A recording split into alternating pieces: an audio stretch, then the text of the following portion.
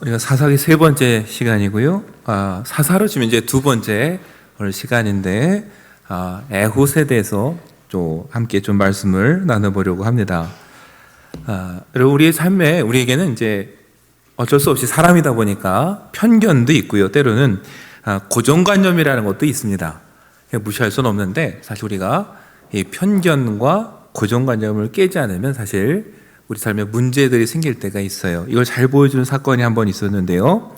2020년에 미국의 샌프란시스코에 퍼시픽 하이츠라는 동네가 있답니다. 저도 안 가봤어요, 사실은. 근데 신문을 보니까 나름 부촌이라고 소개를 하더라고요. 이 부촌에 어느 날 화장품 회사를 경영하는 백인 부부가 산책을 하다 보니까 필리핀계 아시아 한 남성이 이게 벽에다가 글을 쓰고 있어요. 뭐라고 썼냐면은 Black Lives Matter. 이게 뭐냐면은 흑인의 생명도 소중하다. 그래서 인종차별에 대한 반대하는 구호입니다. 그래서 이 부부가 그 아시아계 남성을 불러다가 당신이 그런 생각을 하는 건 자유지만 남의 집 벽에다가 그렇게 쓰면 안 된다. 내가 이 집 주인을 아는데 이렇게 쓰면 안 된다. 내가 경찰을 부르겠다. 그랬더니 이 필리핀계 아시아 남성이 그럼 경찰을 부르라고. 정말 경찰이 왔습니다. 근데 경찰이 와서 보니까 놀라운 반전이 일어났어요. 여러분, 그 벽에다가 글씨를 쓰던 그 필리핀계 아시아 남성이 그 집 주인이었어요. 어떻게 된가 봤더니 이 백인 부부는요, 우리 동네에 저런 사람이 집을 갖고 있을 리가 없어 생각을 한 거예요. 저렇게 생긴 사람, 가난한 아시아계가 우리 동네 집을 가질 리가 없어. 그러면서 내가 이 집 주인 안다고 거짓말하면서까지 낙서하지 말라고 경찰을 부른 거죠. 근데 부르고 봤더니 정말 그 집 주인인 거예요. 그 영상이 고스란히 녹화가 돼서 SNS에 올라왔습니다. 그래서 화제가 됐어요. 결국은 이 부부가 사과했는데 거기서 그치지 않았어요. 경솔한 사람들, 편견과 인종차별주의자, 그래서요 그 회사에도 막대한 타격이 입혔습니다. 그러니까 여러분, 이 사람들은 어때요? 그들의 편견이 실제로 회사에까지 피해를 입힌 거예요. 우리 삶 속에 그런 경우들이 있어요. 들으시면서 특별히 인종에 대한 편견이나 고정관념은 미국에서나 있지 우리나라에 없을 거야 하시죠? 저도 그런 줄 알았어요. 근데 얼마 전에 제가 어느 행사에 참석하면서 나도 예외가 아니다라는 걸 깨달았어요. 그날 사회자가 이제 다음 설교자를 소개하시는데 미국 연합감리교회 버지니아 연합의 감독님이 오늘 설교를 해주시고 통역은 누가 해주실 겁니다 했어요. 그래서 저는 미국의 연합감리회는요 상당히 큰 교단이고요, 감리교에서 감독은 막강합니다. 그래서 누가 나오실까? 설교자가 나오는데 깜짝 놀랐어요. 흑인 여성 목사님이 올라왔어요. 스스로 제가 놀라면서 한편으로는 나도 참 이렇게 편견과 고정관념이 있구나. 연합감리교회 감독님, 그러니까 당연히 무의식 중에 뭘 생각했냐면은 머릿속에 백인 남자 목사님이 올라오겠지. 나도 이 편견에 사로잡힌 사람이구나 하면서 그날 많이 회개했습니다. 그렇지, 흑인 여성 목사님도 있을 수 있지. 여러분, 저도 여러분도 아닌 것 같지만 다 이렇게 뭔가 편견과 고정관념들이 하나씩 있어요. 그것 때문에 손해를 볼 때가 있는데, 여러분, 하나님의 은혜도 그 편견 때문에 놓칠 때가 있습니다. 생각해보면 참 아쉬운 거죠. 성경을 읽다 보면요, 하나님은 의외로 우리의 편견과 고정관념을 깨실 때가 있어요. 우리의 상식을 뛰어넘어서 일하실 때가 있죠. 그러니까 여러분과 제가 그 은혜의 기회를 놓치지 않으려면 사실은 언제든 하나님은 우리의 편견을 뛰어넘을 수도 있다라는 마음으로 늘 깨어있지 않으면요, 그때를 놓치는 거예요. 오늘 우리에게 그것을 잘 보여주는 인물이 에훗입니다. 우리에게 왼손잡이 에훗 이렇게만 알려졌는데요, 사실은 단순한 이야기가 아니에요. 사사기는 우리가 지난 시간에 봤더니 온니엘 때 또 하나님이 구원해 주셔서 40년 평화를 누려냈지만 우리가 잘 아는 대로 온니엘이 죽으니까 이스라엘은 또 악한 길로 갔습니다. 하나님께서 그들을 일깨우시기 위해서 또 다른 가시 모압 왕 에글론을 보냈어요. 그래서 18년을 공물을 바치면서 고생을 했어요. 가시가 없다 생기면 어떻게 돼요? 아프죠. 아프면 부르짖습니다. 온니엘 때도 그랬고 에후 때도 마찬가지예요. 우리가 읽지 않았지만 15절을 보면요. 그래서 이스라엘 자손이 여호와께 부르짖으매. 온니엘 때도 그랬어요. 부르짖으매. 여러분, 모든 회복의 시작은 거기서 시작되는 거예요. 하나님이 들으시고 또 사사를 세워주셨는데 에훗입니다. 여러분, 15절에 에훗을 이렇게 소개해요. 베냐민 사람 게라의 아들 왼손잡이 에훗. 이 짧은 한마디가 아무것도 아닌 것 같은데요, 생각 하나하나 보면은 어울리지 않는 그림이에요. 우선 베냐민이라는 이름의 뜻이 뭔지 아십니까, 여러분? 오른손의 아들이에요. 오른손의 아들이라는 이름을 가진 베냐민 지파에서 하나님은 왼손잡이를 불러내셨어요. 야곱이 마지막에 그 아들들 축복할 때 베냐민을 향해서 이렇게 말했어요. 너희는 물어뜯는 이리 같다. 용맹한 사람들이에요. 사사기 20장 보면요, 그래서 아주 용맹하게 나가 싸우는 모습을 보여주는 사람들이 베냐민인데, 하나님은 그 오른손의 아들이자 아주 사납고 용맹스러운 사람 중에서도 하필이면 왼손잡이를 뽑았어요. 우리는 그냥 왼손잡이 이렇게 생각할 수 있지만 여러분, 원어를 보면 그렇지 않습니다. 히브리 원어는요, 왼손잡이 이렇게 돼 있는 게 아니라 오른손이 묶인 사람, 오른손이 제한된 사람, 이렇게 써 있어요. 그래서 여러분, 대부분은요 어떻게 해석하냐면은 그냥 에훗은 하다 보니 왼손잡이가 된 게 아니라 오른손에 장애가 있었을 거라고 생각을 해요. 그냥 양손잡이나 우리처럼 그냥 자기가 쓰고 싶어서 왼손잡이가 아니라 오른손이 묶이고 제한돼서 왼손을 쓴 사람이니까 장애가 있을 거라고 봐요. 다른 견해도 있긴 한데요, 왜 더 그렇게 해석하냐면은 모압 왕 에글론이 어떻습니까? 에훗이 혼자 찾아와서 은밀히 말할 게 있다고 했을 때 의심하지 않았어요.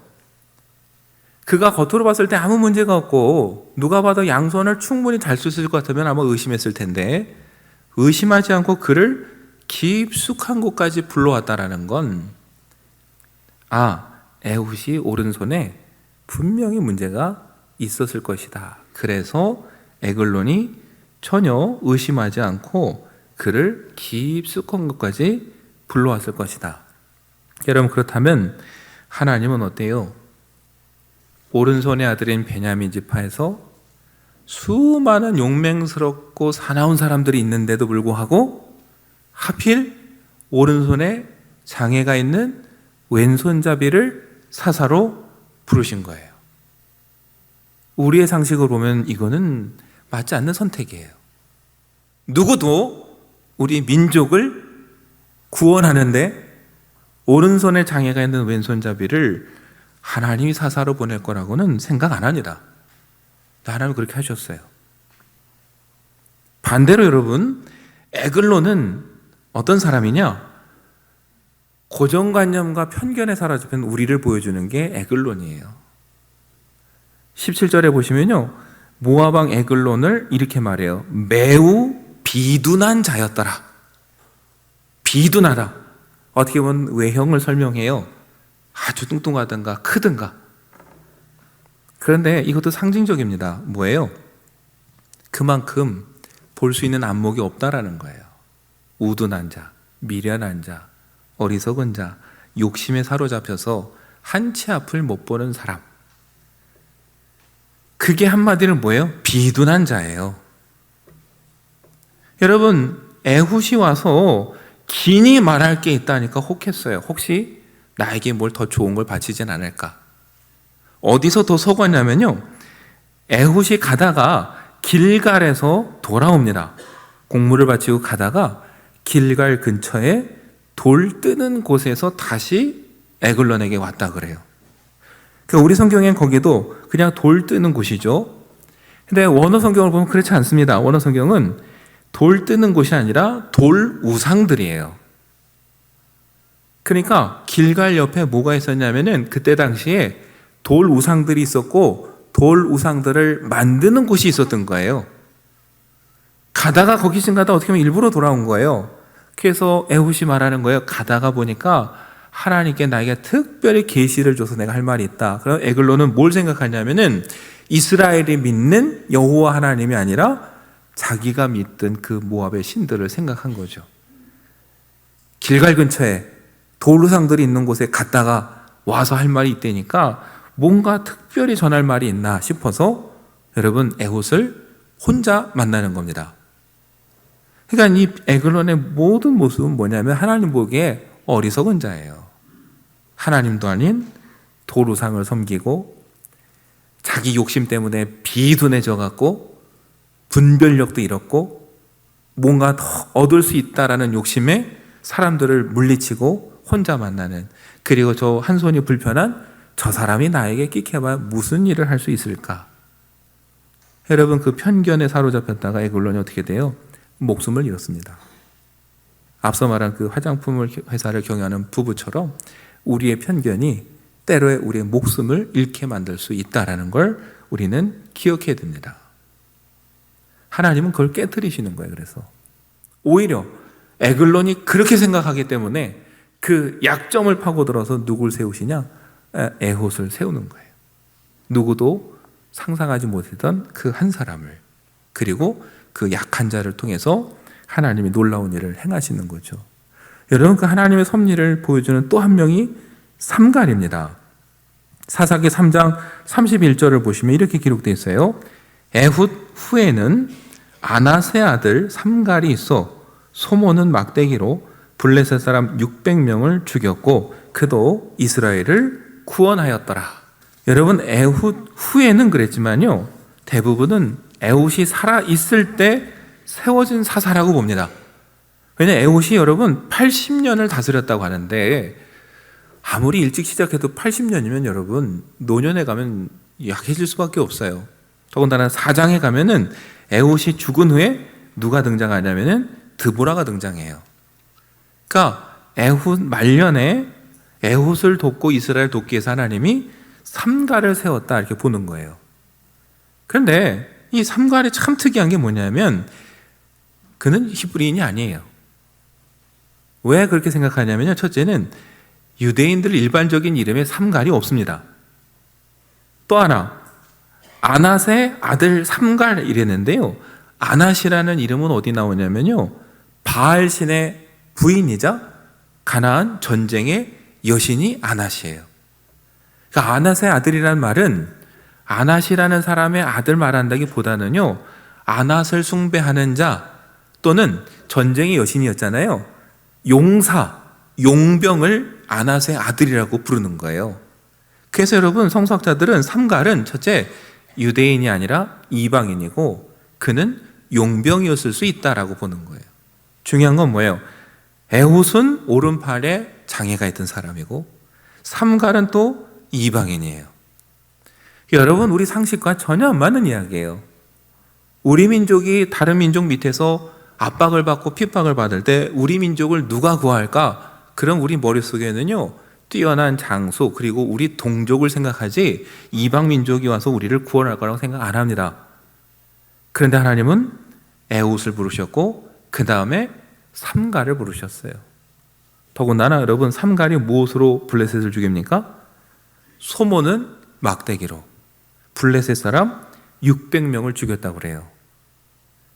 이것도요 상식을 깨는 거예요. 블레셋 사람들이 어떤 사람이냐면요, 그 당시에 철을 다룰 줄 아는 민족이었어요.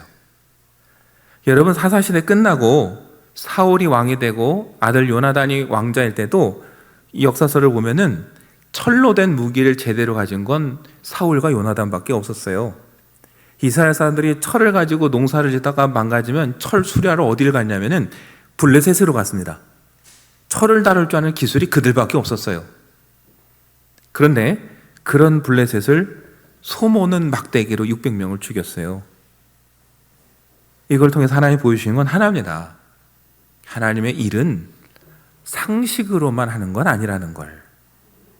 이방인도 부를 수 있고 장애인도 쓸 수 있고 하다못해 소모는 막대기로도 철을 나르는 블레셋 군대 600명을 이길 수도 있다라는 걸 여러분 우리에게 보여주시는 거예요. 여러분 하나님의 은혜를 우리가 경험하고 목격하려면은 하나님은 우리의 상식과 모든 것을 뛰어넘을 수 있다라는 것을 우리가 늘 마음속에 새겨야 됩니다. 그렇지 않으면 그 하나님의 은혜를 놓치게 돼요. 그게 누굽니까? 여러분 유대인이에요. 그리고 헬라인이에요. 그렇게 바울과 많은 사도들이 복음을 전해도 그들이 믿지 않는 이유는 뭐냐면은 그들의 편견과 고정관념 때문이에요. 그리스 사람 헬라인들이 보기에 하나님이 육신을 입고 왔다라는 것도 이해가 안 되고 신이 우리를 사랑해서 자신의 목숨을 준 것도 이해가 안 돼요. 여러분 그리스 로마 신화 읽어보세요. 거기에 나오는 어느 신이 인간을 사랑해서 자기를 다 내어줍니까? 그리스 헬라 사람들이 보기에는 이건 말이 안 돼요. 유대인들은 어떻습니까? 나무에 달려 죽은 자가 저주받았다고 하는데 그리스도가 나무에 달려 죽었다라는데 도대체 자기 상식으로는 이해할 수 없어요.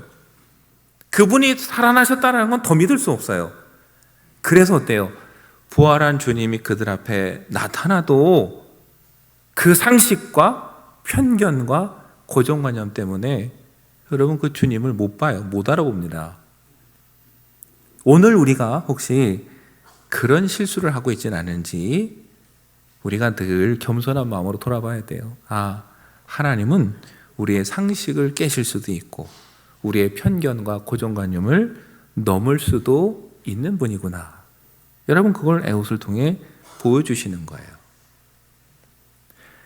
여러분 우리가 읽은 본문 30절은 이렇게 끝납니다. 그날에 모압이 이스라엘 수하에 굴복하매 그 땅이 80년 동안 평안하였더라. 여러분 에봇은 에글론을 죽였고 도망가다가 다시 그 이스라엘 동족을 불러서요 모압의 용사 10,000명을 죽였습니다. 그리고 이스라엘 땅에 80년 동안 평안을 가져왔어요. 우린 기억해야 됩니다. 그 평안은 누가 주신 걸까요? 에훗이 가져온 게 아니라 하나님이 가져오신 거죠. 샬롬은 여러분 평안은 형편이 좋은 걸 샬롬이라고 안 합니다. 성경에서 말하는 샬롬은 하나님과의 관계가 좋을 때, 하나님의 언약 안에 머물 때, 그럼 그것이 광야라고 할지라도 그때가 샬롬이에요. 오늘 사사를 통해서 에봇을 통해 하나님께서 보여주는 건 그거예요. 이스라엘이 누린 80년의 샬롬의 핵심은 뭐냐? 하나님과 다시 연합하고 하나님 언약 안에 살아가고 있다. 그게 샬롬이라는 거예요. 아까 말씀드렸죠. 에봇이 공물을 바치고 가다가 길갈 근처 돌 뜨는 곳에서 왔다가 에글론을 죽이고 또 가다가 어디를 지나느냐? 아까 우리가 읽은 26절 보시면 어때요? 에봇이 피하여 또 어디를 지납니까? 돌 뜨는 곳을 지나서 스이라로 도망하니라. 원어는 돌 뜨는 곳이 아니라 돌 우상이라고 그랬죠. 맞아요, 여러분. 하나님의 은혜를 기억하기 위해서 12개 돌을 세웠던 길갈이었고 거기서 하나님과 언약을 다시 맺고 할례를 받았던 것이 길갈이었는데 어느 순간 봤더니 길갈 근처에 다 우상투성이에요. 하나부터 멀어진 거죠. 그러니까 평화가 없어진 거예요. 하나님이 가시를 주신 게 아니라 늘 가시로부터 하나님이 보호해 주셨는데 하나님이 보호해 주신 울타리를 자기들이 뛰어넘어갔어요. 그래서 가시에 찔렸어요. 오늘 우리도 우리 삶에 가시가 생기면 한번 되돌아봐야 됩니다. 우리가 하나님으로부터 멀어져서 이 가시가 생긴 건 아닐까? 그 문제는 어떻게 해결되느냐? 다시 하나님과 가까워져서 하나님의 울타리 안으로 들어갈 때, 그래서 여러분 사사기 상징적으로 에봇은 늘 길갈 근처에서 돌아가는 거예요. 돌 뜨는 곳, 돌 우상이 있는 곳에서 돌아가고 마지막에 어때요? 아예 그곳을 떠나서 딴 데로 가버립니다. 그때 뭐가 임했어요? 이스라엘의 평화가 임했어요. 하나님은 그걸 보여주시기 위해서 약한 자 에봇을 쓰셨고 이방 사람 삼갈도 쓰시는 거예요. 왜요? 이건 누가 주셨다라는 걸 보여주신 겁니까? 하나님이. 왜요? 사람이 보기엔 도대체 저 사람이 할 수 없는 일을 했어요. 그러면 누가 하신 거예요? 하나님이 하신 거죠. 그래서 여러분, 바울이 고린도전서 1장 27절에서 29절에 이렇게 말합니다. 그러나 하나님께서 세상에 미련한 것들을 택하사 지혜 있는 자들을 부끄럽게 하려 하시고 세상에 약한 것들을 택하사 강한 것들을 부끄럽게 하려 하시며 하나님께서 세상에 천한 것들과 멸시받는 것들과 없는 것들을 택하사 있는 것들을 패하려 하시나니 이는 아무 육체도 하나님 앞에서 자랑하지 못하게 하려 하심이라. 하나님께서 세상에 미련한 것들, 약한 거를 들어 쓰실 때가 있다라는 거예요. 물론 꼭 그런 사람만 쓰시는 건 아니에요. 우리가 지난 시간에 봤던 온니엘은 어떻습니까? 갈렙 집안의 출신이고 용사였어요. 누가 봐도 지도자 나온 사람이에요. 그런 사람도 쓰세요. 그러나 때로는 우리의 상식을 깨고 우리가 보기에 약하고 미련해 보이는 사람도 쓰신다는 거예요. 왜요? 하나님이 하셨구나, 이걸 보여주기 위해서. 누구도 자랑하지 못하게 하시려고. 여러분, 교회에서도 보세요. 누가 봐도 할 수 있는 사람이 하면 우리는 그분이 하셨어요. 그 사람이 했어요. 그래서 잘못하다 어떻게 돼요? 그 사람이 주인이 되고 주인공이 되고 우상이 돼요.